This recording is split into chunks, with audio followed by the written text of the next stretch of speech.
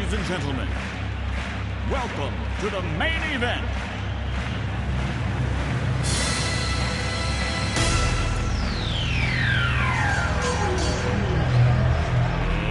Let's get ready to rumble!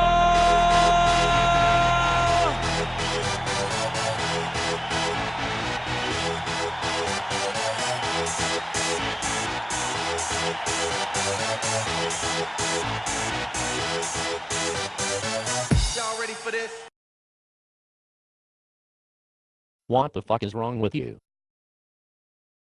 Well, George, I'm just so excited for this special March Madness edition of our show. This is my absolute favorite time of the year.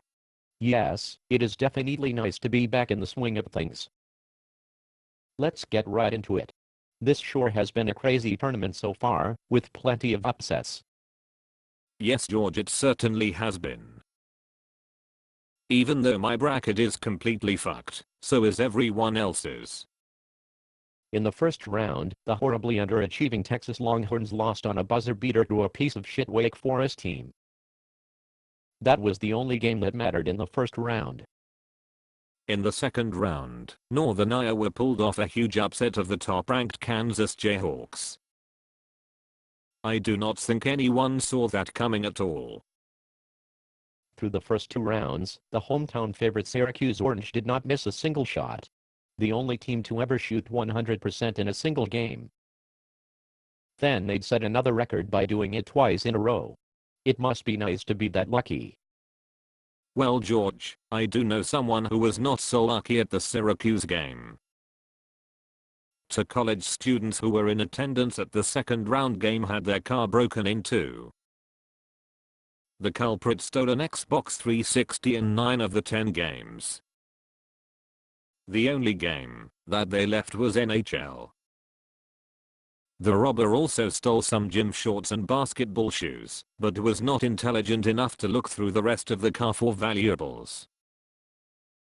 Ha! Basketball shoes and leaving the hockey game.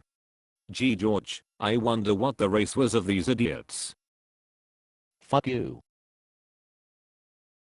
In the Sweet 16, reality set in for Syracuse, and they lost to a rolling Butler team. Butler then proceeded to knock off Michigan State in the Final Four, and advanced to the championship. Duke manhandled West Virginia to move on to the championship.